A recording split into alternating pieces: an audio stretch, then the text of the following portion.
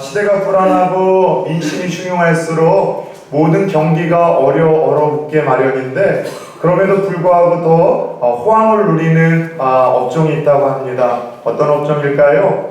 정집, 무속인들이라고 합니다. 그래서 이상하게도 더 먹고 살기 힘들고 정치가 막 혼란스럽고 경기가 어려우면은요, 다른 데는 다 얼어붙어요. 근데 정집, 무속인들은 찾는 이들이 더 많더라는 것이죠. 사람은 앞날이 불투명하고 불안할수록 미래에 대해서 어느 때보다도 더 궁금한 것, 이것이 모든 인간들이 가지고 있는 어떤 이것이 본성인 것 같고 본능인 것 같습니다. 여러분, 믿지 않는 세상 사람들이야 그렇다 치더라도 예수 믿는 사람들은 좀 어떨까요? 예수 믿는 사람들도 점집을 찾아갈까요? 시대가 불안하고 여러 모양으로 앞날에 대한 두려움이 있을 때마다 점집 찾아갈 것 같습니까? 안 찾아갈 것 같습니까? 찾아가요. 남경지사 안 찾아간다고 이야기를 하시는데, 그러면 얼마나 좋겠습니까마는, 제가 실제로 본 이야기를 한번 나눠드린 적이 있잖아요. 홍대 앞에요. 너무 기분 나빴어요. 크리 기독교인 환영, 기독교인 20% 할인. 버젓이 여러분 이 간판을 걸고 광고를 걸고 점집을 운영하는 분이 있어요. 그리고 실제로 제가 유튜브를 통해서 한 유명한 무속인에게 질문을 던지면 가장 많은 질문에 대해서 그 무속인이 대답을 해주는 영상을 한번 본 적이 있는데요. 어떠한 날 이런 질문을 무속인에게 던졌습니다. 진짜 기독교인들이 점치라 많이 오는가요? 점집에. 그리고 또 하나, 기독교인들이 점집에 오면은 이 단방에 기독교인인지 예수 믿는 사람인지 알아차린다고 하는데 진짜 그런가요? 라는 질문을 했는데, 첫 번째 이 질문, 기독교인이 혹시 많이 와요 안 와요? 많이 온다고 합니다. 두 번째 질문, 기독교인이 왔을 때 진짜 기독교인인지 아닌지 무당이 구분할 수 있겠는가?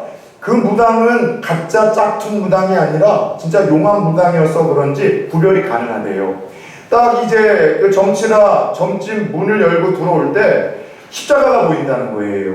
아니면 무언가 예수의 냄새가 나가지고서요, 이거 교회 다니는 사람이구나, 예수 믿는 사람이 점치러 왔다는 것을 딱 직감을 하거나 볼 때가 있다는 거예요.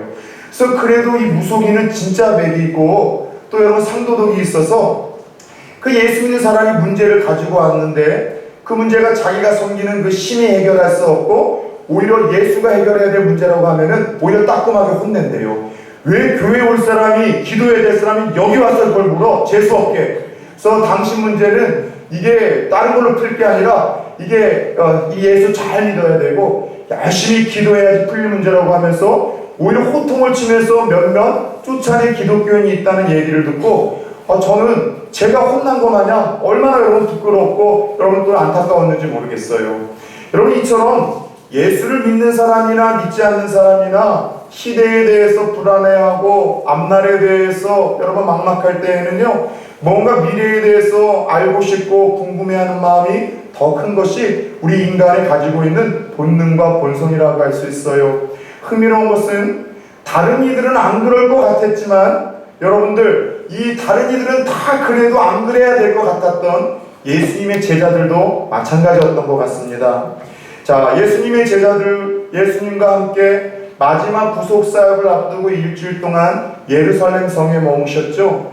그리고 그분은 예루살렘 성전에서 말씀을 증거하시고 종교 지도자들과 싸우시는 피곤한 시간을 보내시고 오늘날 제자들과 함께 성전을 나오는데, 세상에 이 갈릴리 촌뜨기의 이 제자들은 그 화려하고 웅장한 성전 건물에 압도가 됐던 것 같습니다.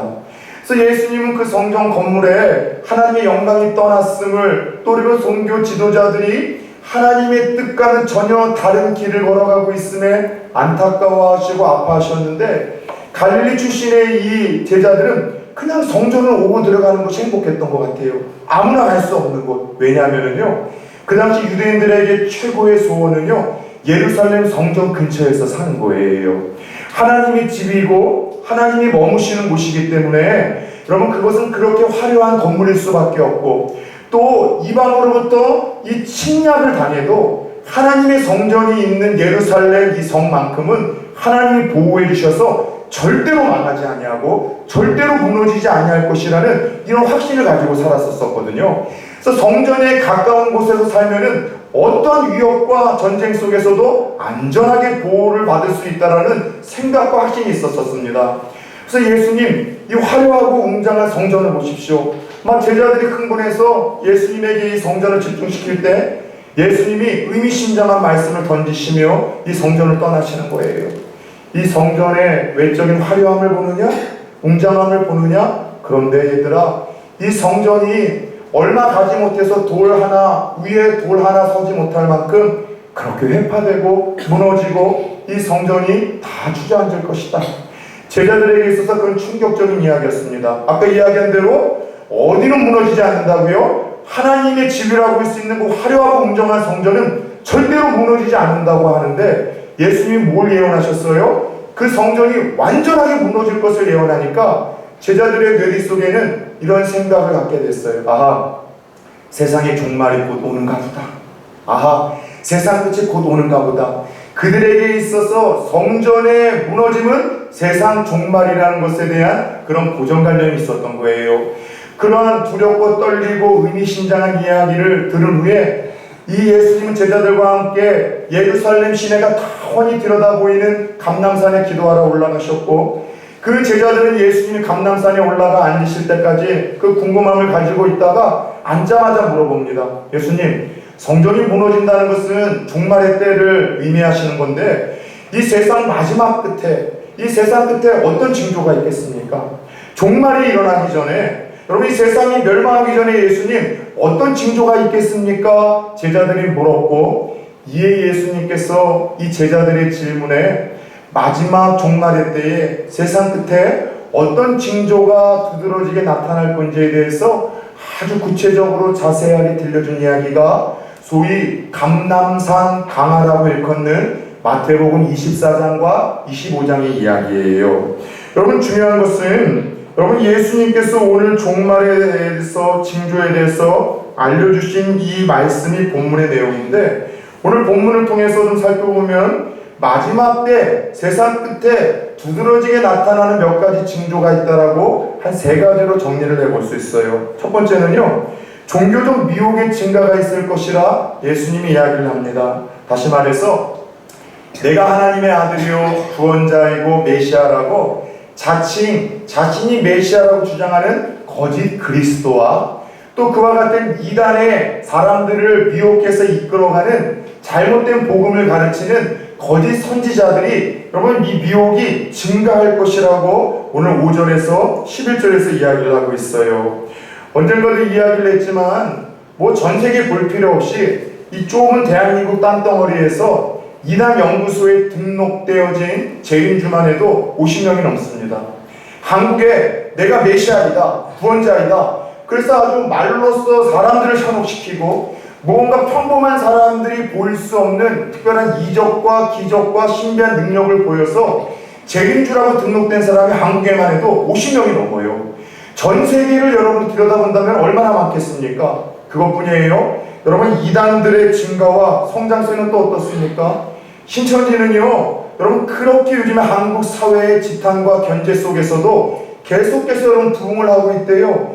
그래서 포교 전략을 좀 바꿔서 이제는 국내가 아니라 해외로 신천지가 지금 포교 전략을 펼치고 있어서 지금 한국 교회에 여러분들 기상이 걸려 있습니다. 여러분 마지막 때가 될수록 종교적인 미혹이 증가가 되어 이 거짓 그리스도 그리고 여러분 거짓 선지자들이 출현해서 잘못된 복음으로 혼란을 증가시키는 일들이 세상 끝에 일어날 첫 번째 징조라고 주님이 심주어 말씀을 하셨습니다. 여러분 두 번째는 6절에서 7절 말씀을 보니 세상 끝에 일어날 징조는요, 자연재해와 흉흉한 소문이 증가할 것이라고 이야기를 했어요.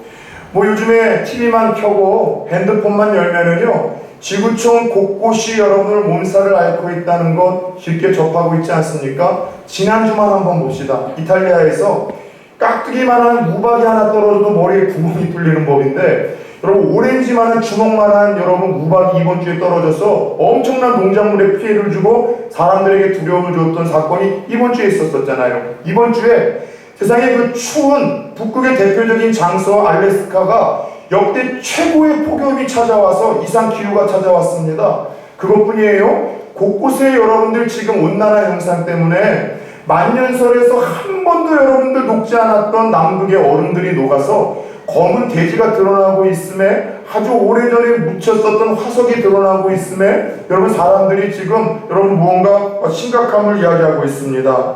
지진은 어떻습니까? 우리나라에만 해도 연 16개 크고 작은 지진들이 발생을 하고 있는데 강도와 빈도수가 더하고 있습니다. 전 세계 환태평양 불의 고리를 여러분들 기준으로 해서 얼마 전에 미국 캘리포니아 주에도 어마무지한 여러분들 지진이 일어나서 큰 피해가 있었다는 거 우리가 듣고 알고 있잖아요. 가뭄, 폭우, 어떤 지진, 그것뿐이에요. 기근은 좀 어떻습니까? 국제기아대책기구에서 얼마 전에 발표한 자료에 의하면 전 세계의 1분에 먹지 못해서 아사로 인해 죽는 이들이 24명이라고 합니다. 1시간에 1,400명이 죽고 매일 하루하루마다 35,000명 이상의 사람들이 먹지 못해서 전쟁보다도 이 기근으로 더 많은 생명의 피해를 지금 여러분들 겪고 있다고 합니다. 전쟁이 일어나고 있지 않습니까? 총칼을 들이대고 미사일을 여러분 주고받는 전쟁은 아니지만 2년 전쟁이 우리나라에서도 보수와 진보 가운데 9세대와 신세대 가운데 일어나죠. 가까운 여러분 지역만 하더라도 종교전쟁이 끊임없이 일어나면서 테러가 너무 벌어지고 있지 않습니까? 얼마 전서부터 우리나라와 여러분 일본이 지금 총칼만 들이대지 않죠. 여러분 나라에 지금 국군을 여러분들 걸고 지금 여러분 이 수출 규제로 인해서 지금 경제전쟁이 일어나고 있잖아요. 전에 전쟁이 일어나고 있는 건 아닙니까? 그런데 웃긴 거는요, 마지막 때가 될수록 이와 같은 기근과 온난화 현상, 전쟁, 가뭄, 폭염, 폭우, 지진, 빈도와 강도가 더 잦아지고 커질 것이고 그와 같은 두려움에 겪을 수만한 흉흉한 소문이 끊이지 않을 거라고 이야기를 하십니다. 끝으로 9절 10절을 보면 종말의 징조를 주님께서는 성도들이 당할 반란과 핍박이 증가할 것이라고 이야기를 합니다. 예수님 당시에도 예수 믿는 제자들은 많은 핍박과 환란이 있었습니다. 그런데 시대가 지날수록 세상은요, 아주 별 볼 일 없는 사람들, 심지어 개들에게도 여러분들 생명을 존중해야 된다고 이야기를 하고 소외받은 인권들을 다시 세워줘야 된다라고 세상은 그렇게 흘러가고 있습니다. 그런데 참 이상한 거는요, 좀 말 못하는 미물들도 생명을 소중히 여기고 존중히 여겨야 된다고 하는 분위기 속에서 유독 더 많은 핍박과 환란과 미움과 지탄의 대상이 되고 있는 이들이 있어요. 크리스찬들 아닙니까? 시대가 갈수록 세상 사람들은 크리스찬들을 더 사랑해야 된다, 기독교인들을 더 이해해야 된다, 그들과 함께 공존해야 된다, 타협해야 된다, 이런 얘기 안 합니다. 오히려 시대가 그럴수록 예수 믿는 사람들은 다른 이유 없어요. 아무리 착하고 바르게 살아도 여러분 이 착각 버리세요. 오늘날 기독교가 바르게 살지 못하고 성실하게 살지 못하고 제대로 못해서 욕을 먹는다고요? 맞아요? 틀려요? 맞습니다. 그런데 초대 교회는요, 바르게 살고 성실하게 살고 제대로 믿었어도 환난과 핍박이 있었어요. 예수 믿는 사람들은 그 소속이 다르기 때문에 예수님의 말씀에 의하면은요, 믿는다는 이유로 세상으로부터 핍박과 환난과 여러분들 어떠한 이 미움의 대상이 될 수밖에 없는데, 근데 문제는 마지막 때가 될수록 세상 끝날에는 이와 같은 일들이 더 여러분들 커진다는 거예요.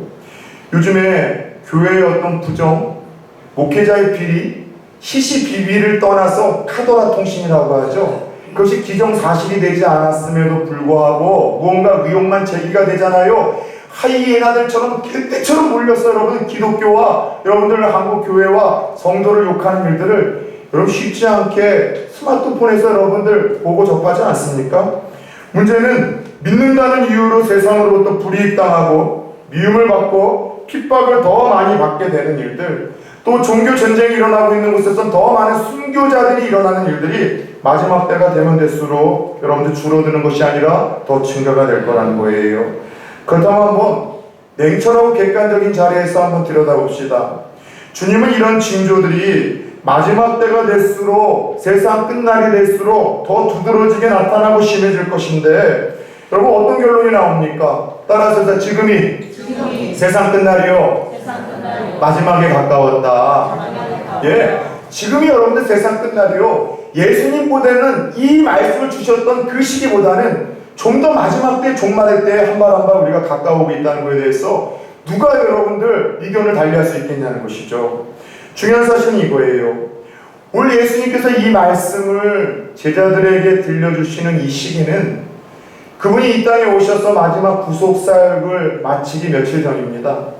이제 십자가의 고통, 그 죽음을 앞두시고 오늘 예수님께서 제자들에게 들려줄 많은 얘기가 있겠지만 십자가를 바로 앞두시고서 이 마태복음 24장, 25장이라는 이 두 장의 긴 이야기를 아주 구체적으로 세부적으로 이야기를 들려주며 세상 끝날에 있을 이 종말에 대한 징조, 그리고 이 종말에 대한 특징을 제자들에게 들려주고 있어요. 궁금하지 않습니까? 왜 마지막 때 들려주고 싶은 이야기 많을 텐데, 죽음을 앞두시고 떠나야 될 순간이라면은 말을 절제해서 정말 중요한 것들만 엑기스로 모아 유언을 남겨주셔야 될 텐데, 마지막에 이 강림산, 강남산 강하라라는 말씀을 통해서 이와 같은 이 종말의 징조와 특징에 대해서 구구절절히 세세하게 제자들에게 알려주셨던 것일까요? 결론부터 말씀드리면은요, 제자들을 주님께서는 긍휼히 여기셨던 거예요. 당신이 떠나고 나서 핍박과 환난의 소용돌이 속에서 그 마지막 세상 끝날에 살아가야 되는 그 제자들을 배려하시기 위함이었습니다. 시기를 분별하는 지혜를 얻고 그래서 소망으로 버텨내고 이겨내가고 주님께서 마지막에 일어날 이 징조와 특징에 대해서 이야기를 했죠. 저는 학창시절 운동선수였었습니다. 제 고등학교 1학년 때까지만 해도 꿈이 태권도 국가대표 선수가 되는 게 꿈이었었어요. 군 대표 패더급이었었습니다. 지금 키가 크지만 그때는 작았어요, 몸집이요. 그리고요, 군 대표로 나갈 때는 군에서는 항상 거의 금메달이었었습니다, 여러분. 그런데 이상하게도 도대회만 나가면 무슨 징크스인지 예선전을 통과 못하는 거예요. 그래서 어느 날 내가 이쪽에 재능도 없고 실력이 없는가 싶어서 그 길을 포기했죠. 그런데 이런 여름이 가까워 오면은요, 한참 운동할 때 좋지 않은 추억들이 스멀스멀 저를 찾아와요. 어떤 추억인가 하면 항상 이렇게 저희 태권도부는요, 학교에서 한 2주 동안 합수훈련을 갑니다. 제가 살던 고향 강화도에는 그 동막이라는 해수욕장이 있어요. 아주 넓은 뻘이 있고 또 뻘만이 아니라 서해 바다임에도 불구하고 이 그 소나무 숲 바로 앞에 그 이제 모래사장이 있어서 지금 워낙 유명한 곳이라 이 가도 사람이 많지만 제가 이제 학창 시절만 해도 사람이 드문, 인적이 드문 외진 곳이었었어요. 그래서 함께 갔었던 코치님들하고 감독님들이 밤에 그 화장실을 못 가서, 왜냐하면 귀신 나타난다고 무서우셔서 택시기사들이 그 동네는 안 들어갔어요. 제가 학창 시절만 해도 도깨비 불을 몇 번 봤다고. 제가 되게 나이 든 사람 같은데 하여간 뭐 흡입이 그런 것이었었어요. 그런데 제가 2주 동안 훈련을 받으면 제일 싫었던 게 뭐냐면은 이 고참들이, 그 선배들이 술을 먹고 이 구타를 좀 할 때가 있어요. 이 군기를 잡는다라고 이 얼차례를 주는데, 제가 제일 고통스럽고 싫었던 얼차례가 뭐냐면은요, 갑자기 불러내서 밤에, 여러분들 원산폭격이라는 게 있어요. 남자들은 아실 텐데 엎드려 뻗쳐를 손으로 하는 게 아니라 이 머리로 받고 하는 거예요. 무게심으로. 그래서 엎드려 뻗쳐 한 다음에 눈을 감기고 일렬로 세운 후에 저 끝에서부터 야구방망이로 이 한 대씩 쳐가지고서 이 사람을 이제 쭉 이제 다 패는 거예요. 근데 여러분 이거 아세요? 그 매를 맞는 그 순간이 얼마나 고통스러운가 하면은, 매를 맞고 있는 걸 내가 보고 있고 내 순번이 다가오는 것이 있으면 마음의 준비를 해서 이게 좀 불안함이 덜한데, 눈을 감고 누가 어떻게 맞고 있는지를 보지 못하고 퍽퍽 소리와 함께 으악 하고 쓰러지는 소리만 나니까 이 공포와 두려움이 여러분 배가 되는 거예요. 언제 내 엉덩이에 내리고 칠까? 언제 내 순서지? 내 순서지?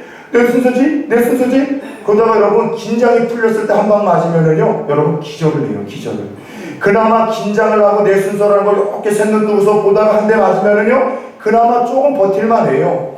여러분, 예수님께서 그 마지막 십자가의 사건을 앞두고 긴 2장을 할애해서 마지막 종말의 징조와 특징을 이야기하는 것은 제자들에게 준비한 마음을 가지고 그들에게 주어질 그 녹록치 않고 쉽지 않은 그 십자가의 길, 제자의 길, 믿음의 길, 잘 걸어가라고, 잘 준비하라고 소망을 주시기 위해서 오늘 이 말씀을 들려주신 거예요. 그렇다면 세상 끝날이 가까워 오고 있음을 깨닫고 여러분들 눈치챈 성도들은 어떻게 살아야 될까요?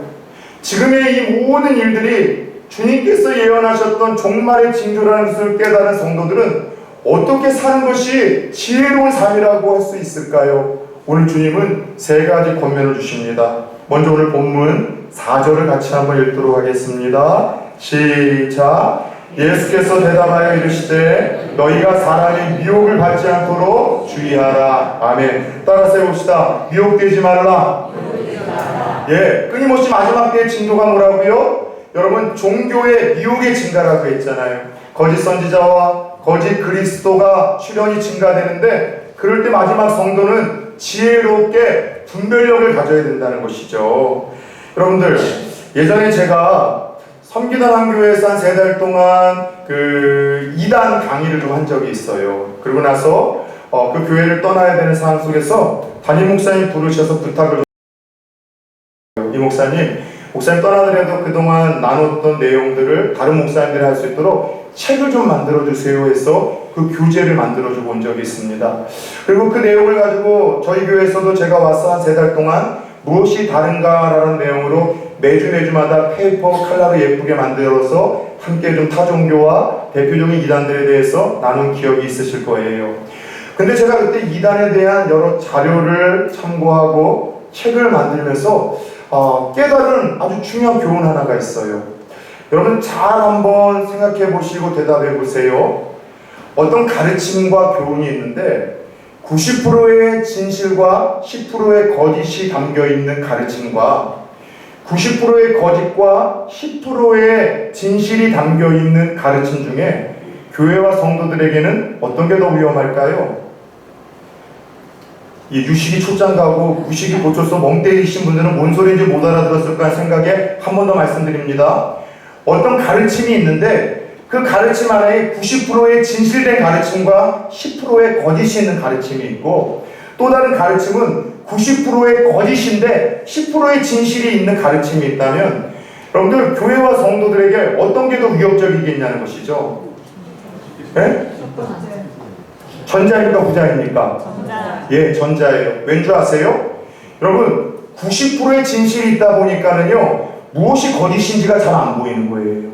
초반부터 틀린 얘기하고 이상한 얘기하고 엉뚱한 얘기하면은요 긴장을 늦추지 않고 무엇이 잘못됐는가 들여다보면서 분별을 해놨는데 초반에 보니까 다 똑같은 얘기를 해요. 만든 이야기를 해요. 성경의 이야기를 해요. 예수 이야기를 해요. 그러다 보니까 뭐가 틀린지를 모르겠고 신뢰 속에서 마음의 문장을 하나하나 열다 보니까 나중에는 결정적으로 엉뚱한 이야기를 하더라도 이게 쇠뇌가 돼가지고요 영적인 중독이 돼가지고요 무엇이 다르고 무엇이 틀린지 구별이 안 되는 거예요. 그래서 여러분 목회자들이 건강하게 이단이다 잘못됐다고 하더라도 구별이 안 돼요. 왜냐하면 무엇이 맞기 때문에 90%가 틀린 얘기가 맞기 때문이에요. 근데 결정적인 10%에서 여러분 문제가 틀리면 그건 잘못된 겁니다. 여러분 왜 마지막 때 신천지나 활성화를 보이고 있는 이단들이 그렇게 힘을 얻고 있는 줄 아세요? 이 논리를 따르고 있어요. 처음에 예수 이야기예요. 성경 이야기를 해요. 우리가 배워봤었던 그런 비슷한 이야기를 다 해요. 그러나 어느 정도 믿고 따르다 보면은 엉뚱한 얘기를 하더라도 그거를 분별할 수 있는 능력 자체가 나중에는 상실이 되어지고 퇴화가 되어진 거예요. 오늘 주님께서는 마지막 때 일어날 징조가 이와 같은 일들이 분명히 많아질 것이고 너희들이 이러한 일들 속에서 노출이 될 것인데 너희들이 구해야 될 것은 하나라는 거예요. 따라서 주여 영적 분별력을 주옵소서. 여러분 마지막 때 분별력을 갖기를 축원합니다.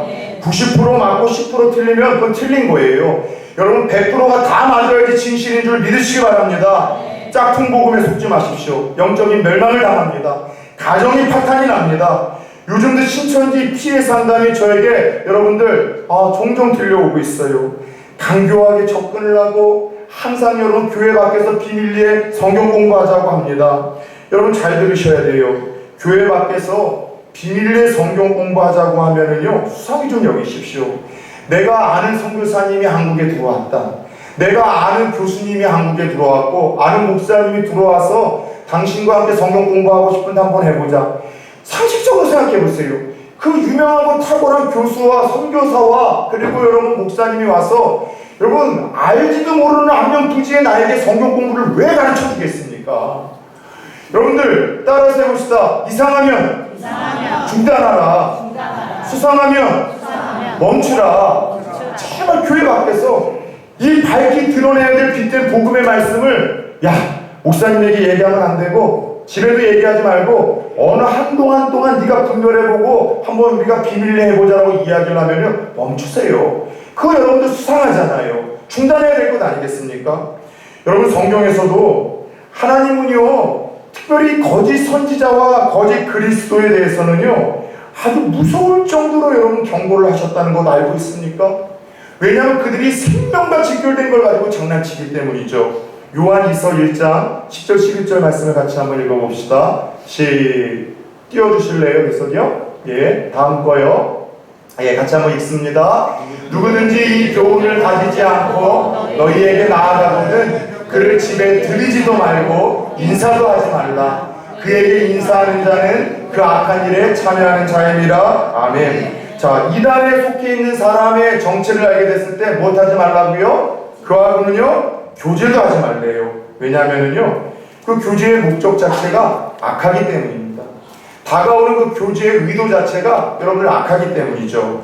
갈라디아서 1장 8절 말씀을 계속해서 한번 좀 볼까요? 어떤 경고의 말씀을 주시는가? 시작. 그러나 우리가 혹은 하늘로부터 온 천사라도 우리가 너희에게 전한 복음 외에 다른 복음을 전하면 저주를 받을지어다. 아멘. 자, 예수 그리스도만이 하나님의 아들이요 예수 그리스도만이 구원자요 예수를 믿음으로만 죄사함과 구원이 있고 예수 안에 영생과 행복과 기쁨이 있고 천국이 있고 하나님의 나라가 있다.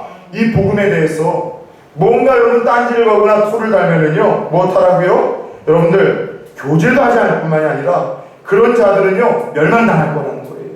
또 그리고 그런 자들에게 속해서 쫓아가는 자들도 여러분 저주가 임할 것이라고 하나님 무섭게 심판을 경고하고 있다는 것이죠. 다시 한번 권면합니다. 교회 밖에서 성경 공부하지 마십시오. 하고 싶다면 저한테 오세요. 정말 제가 이런 얘기 딱 앞으로 한 3번만 더 할게요.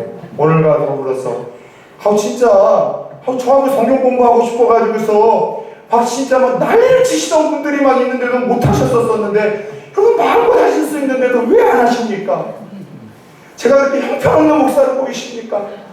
애간장이 들면 제가 어떤 목사인지 알려주고 싶은데 지난주에 얘기했던 바리새인과 같은 목사이기도 하지만 좋은 면도 있어요.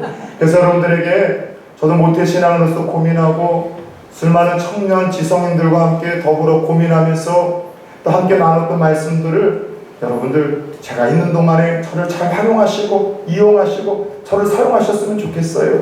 그래서 여러분 교회 밖에서 성경 공부하지 마시고 여러분들 하나님의 말씀을 붙들고 함께 우리 교회 안에서 씨름하고 고민하고 누군가 이상한 권면을 하면 마음에 평안함이 없고 기쁨이 없고 수상하다면 100% 성령의 인도하심 아니에요.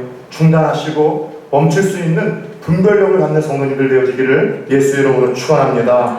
두 번째, 마지막에 대한 끝날 징조와 더불어 주께서 주시는 권면은 오늘 6절 말씀을 보니 두려워하지 말라라고 말씀하십니다. 6절을 같이 한번 읽습니다. 시작. 난리와 난리 소문을 듣겠으나 너희는 삼가 두려워하지 말라. 이런 일이 있어야 돼. 아직 끝은 아닙니다. 아멘. 자, 징조가 나타나지만 바로 그렇다고 종말이 와요 안 와요? 그러니까 지금 끝은 아니에요. 그러나 그 두렵고 불안하고 흉흉한 소문의 이야기가 들려도 전쟁이 일어난다, 혹은 어떤 바이러스가 퍼졌는데 그거에 대한 치료제가 없다, 경기가 무너진다, 나라가 망한다, 흉흉한 소문, 또 지진이 일어나서 아마 큰 사태가 일어날 것이다, 불안한 소문 들어도 무엇하지 말라고요? 두려워하지 말라는 거예요. 두려워하지 말라는 거예요. 여러분, 주님께서 때때로 앞으로 일어날 세상의 징조에 대해서 들려주시는 이유는요, 제자들에게 두려움을 주기 위함이 아니었었어요. 그들에게 소망을 주시기 위함이었었습니다. 약속대로 예수님이 다시 오신다는 재림 약속은 예수 안 믿는 사람들에게는 두렵고 불안한 심판의 날이요, 멸망의 날이지만 예수 믿는 성도들에게는 구원과 승리와 영광의 날이라는 사실을 주님이 각인시켜주고 싶으셨던 거예요. 예수 믿는 여러분에게 요즘 누군가가 두려움을 주고 있습니까? 그 두려움의 대상이 누구이든 저는 그 사람이 성령의 사람이 아니라고 확신을 합니다. 요즘 어떤 일에 두려움을 느끼고 있습니까? 여러분, 그건 성령께서 주시는 마음이 아니라고 저는 확신을 합니다. 왜요? 성령은요, 우리에게 위로와 소망을 주십니다. 주어진 상황이 어둡고 암울하고 절망스럽더라도 성령은 그 속에서 한 줄기 빛을 보게 하시고 하늘을 바라보게 하시고 비상할 수 있는 꿈과 기대감을 갖게 하시는 역사가 성령의 역사라는 사실을 믿으시길 바랍니다. 사실 요즘에 세상에서 일어나는 일들을 보면은요, 하늘 아래에 정말 안정한 곳이 없다는 생각이 들어요. 끔찍한 조현병 환자들로 인하여 하루에 수도 없이 일어나는 일들 보십시오. 말도 안 되는 이야기들, 먼 나라에서만 있을 범직한, 동화에서나 들어 범직할 만한 일들이 우리 주변에서 여러분 끊임없이 일어나고 있지 않습니까? 여러분, 요즘 이런 세상에서 하늘 아래에 안전한 곳이 어디 있겠습니까? 문제는 마지막 때가 될수록 우리가 두려워하는 끔찍한 사고, 사건, 자연재난, 또 성도들을 미워하는 세상의 어떤 조롱과 비난, 불이익이 더욱 심해질 것인데 우리에게 여러분 안전지대가 어디 있겠어요? 솔직히 오늘 하나님께서는 이 이야기를 우리에게 들려주시면서 이런 안전지대가 없지만 그러나 성도에게는 안전지대가 있다는 것을 우리들에게 역으로 들려주시는 거예요. 그것은 어디이냐? 따라 세웁시다. 하나님의 품, 예수 그리스도의 품. 믿으십니까? 여러분, 아무런 곳에도 하늘 아래 안전한 곳이 없지만 오직 우리 주님 품 안에 예수 그리스도 주님의 보호하심과 돌봄이 주어지는 그분 안에서만 진정한 성도의 안정과 평안함이 약속되어졌다는 사실을 믿으시길 축원합니다. 더 나아가 우리가 이런 흉흉한 소문과 앞으로 받을 핍박과 환난 속에서도 두려워하지 말아야 될 이유는요, 그 안전한 주님께서 지키시고 우리를 품으시고 우리와 함께 하실 뿐만이 아니라 우리는요, 그로 인해서 심지어 죽어도 천국이 약속되었기 때문입니다. 심리학자들이 하는 얘기가 그거예요. 모든 인간들이 갖게 되는 그 두려움, 공포를 추적하고 추적해 보면은요, 결국 죽음의 문제가 해결되지 않았기 때문에 파송되어지는 심리라는 거예요. 어떤 두려움이든 죽음의 문제가 해결되어지면은요, 사람은요, 간이 배 밖으로 나와서 담대해진다고 합니다. 예수님의 제자들이 여러분들 그 원형 경기장에서 사자의 이빨과 발톱에 찢긴 바 되어 순교 현장에서 찬양할 수 있었던 이유, 여러분들 그 기름 가마에 여러분들 던져지면서도 그들이 찬양할 수 있었던 이유, 검투사들의 칼날에 목이 달아나면서도 예수에 대한 복음을 여러분들 멈추지 않고 전할 수 있었던 이유는 부활을 경험했었기 때문에, 죽음의 문제를 뛰어넘었기 때문에, 내가 죽어도 이것과는 비교도 할 수 없는 영원한 천국이 나에게 약속되었기 때문에 여러분 그들은 담대할 수 있었던 거예요. 마찬가지로 성도들이 끊임없이 예수 믿는 사람들에게는 밝은 앞날이 주어지진 않지만 이 땅에서 여러분들 두려워하지 말아야 될 그 이유가 뭐라고요? 주님께서 지켜주시는 이유도 있지만은 우리는요, 설령 죽어도 천국이요, 설령 죽어도 하나님 나라요, 설령 죽어도 우리에게는 영원한 생명이 주어졌기 때문에 두려워해야 될 이유가 없다는 사실을 깨닫기를 축원합니다. 따라서 성도들이 진짜 두려워해야 될 것이 뭔지 아세요? 지진이나 사고나 질병이나 암이나 여러분들 어떤 전쟁이 아니라 성도들이 두려워해야 될 것은 하나님과 멀어지는 거예요. 내가 하나님과 상관없는 자가 되어지는 거예요. 하나님으로부터 내가 관심을 잃어가고 영적인 세계에 대해서 무뎌지기 시작하는 겁니다. 경건 생활이 무너지고 하나님을 향한 그 믿음과 열정이 식어져가는 것, 그래서 결국은 하나님의 돌보심과 보호하심 속에서 제외가 되어지는 것. 성도가 두려워야 될 것은 내가 하나님으로부터 멀어지는 것 아닌가? 그분의 영원한 사랑과 돌보심 속에서, 보호하심 속에서 제외가 되고 있는 것은 아닌가? 이것 하나가 성도들이 두려워야 될 가장 두려움의 근거이자 가장 두려움의 대상이라는 사실을 아셔야 된다는 것이죠.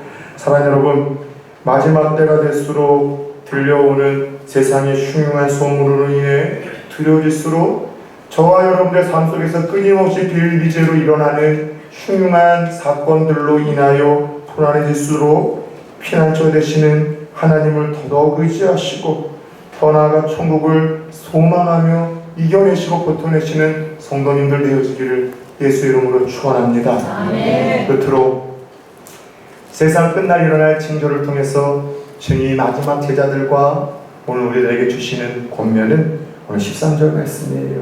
같이 한번 읽어볼까요? 시작. 그러나 끝까지 견디는 자는 구원을 얻으리라. 아멘.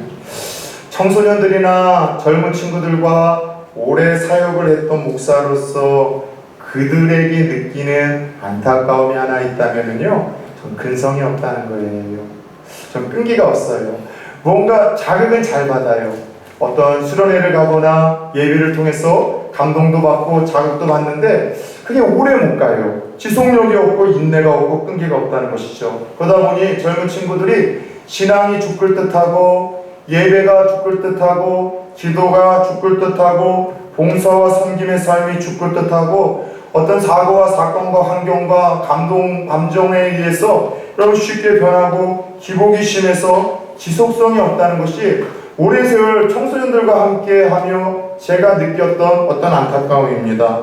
그런데 여러분들 쉽게 변하고 기복이 심해서 여러분들 지속성과 인내와 성실함이 없다는 이 젊은이들의 안타까움과 문제가 그들만의 문제일까요?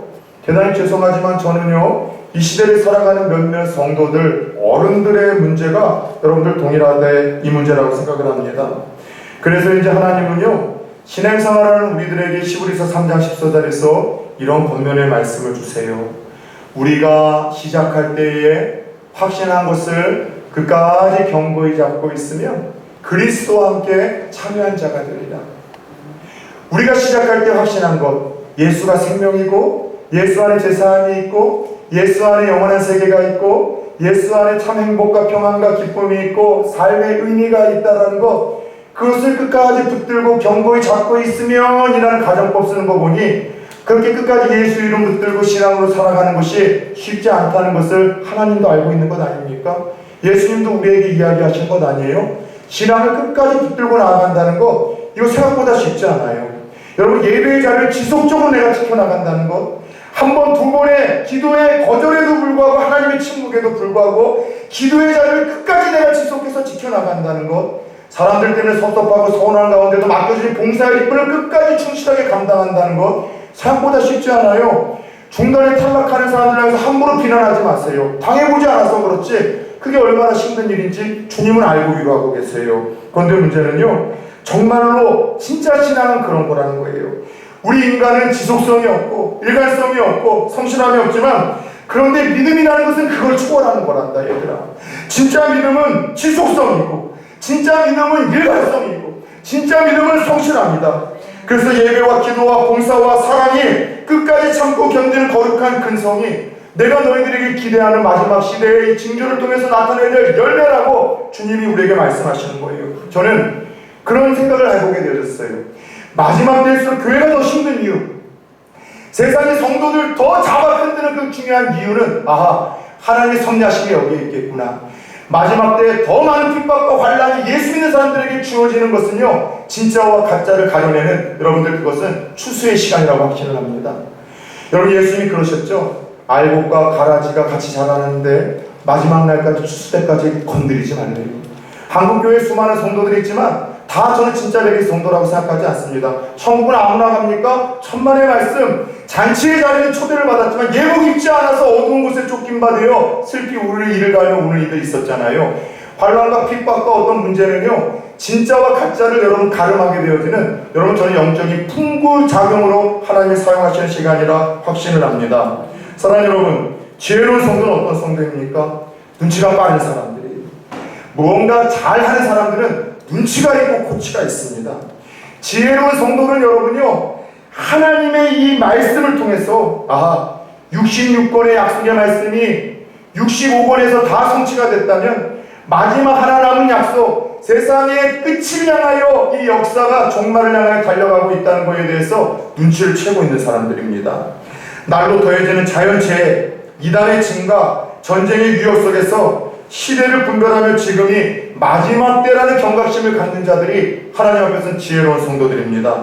더 나아가 세상의 역사적인 종말이 아니라 오늘이라도 이제 그만하면은 우리는 손에 붙들고 있던 모든 것들 내려놓고 하나님 앞에 설 수밖에 없는 죽음이라는 개인적인 종말이 있는 연약한 실체라는 것을 늘 깨닫고 사는 사람들이 지혜로운 사람들이죠. 오늘 주님 앞에 선다 할지라도 부끄러움 없이 설 수 있도록 예수 믿는 것이 힘들고 어렵지만 포기하지 않고 끝까지 견디어 그 마지막 결승 라인을 통과하는 사람이 진짜 지혜로운 사람이라는 것이죠. 등산 좋아하십니까? 저도 등산을 좋아합니다. 등산이 가장 힘들 때에는요, 처음 산을 오를 때와 정상을 코앞에 둔 부분 능선에 이르렀을 때가 제일 힘들어요. 그나마 정상이 보일 때는 조금만 더 가면 된다 힘이 나지만, 여러분들 숲풀에 우거져서 정상이 코앞에 있음에도 불구하고 보이지 않을 때는요, 2배, 3배로 등산은 더 힘든 법이죠. 수많은 등산 가운데 그래서 멈추거나 다시 돌아 내려왔던 적도 한두 번이 아닙니다. 그런데 그때 먼저 그 등산 통하여 정상을 밟고 내려오시는 분들이 건네는 인사말 하나에 힘을 얻을 때가 있어요. 힘내세요. 다 왔습니다. 조금만 가면 됩니다. 물론 사기도 있어요. 조금만 가면 안 보이는 경우도 있지만 대부분은 열의 여덟 말대로 조금만 버티면 숯불에 우거지지 않았지 그 몇 걸음만 더 가면 정상이 보여 그 발을 밟는 영광을 경험할 때가 있어요. 마찬가지로 오늘 주님이 주셨던 이 말씀을 들으며 초대교회 성도들은 핍박과 혼란과 순교 속에서도 서로를 격려하고 우려하며 끝까지 믿음을 지키고 승리해 나갔습니다. 마라나타, 아멘. 주 예수의 오시옵소서. 이제 곧 주님이 오십니다. 죽음 너머에 우리에게 영원한 천국이 주어졌습니다. 끝까지 우리 신앙을 지키고 승리합시다. 사랑하는 여러분, 이단의 끈질긴 유혹 속에서도, 세상에서 들리는 두려움의 흉흉한 소문에서도, 세상의 핍박과 조롱이 더해가는 상황 속에서도 예수의 이름 끝까지 붙들고, 십자가 단단히 붙들고, 영원히 변하지 않는 하나님의 약속 붙들고 끝까지 참고 견디어 승리할 수 있는 또다운 저와 여러분들이 다 되어질 수 있기를 주 예수 그리스도의 이름으로 축원합니다.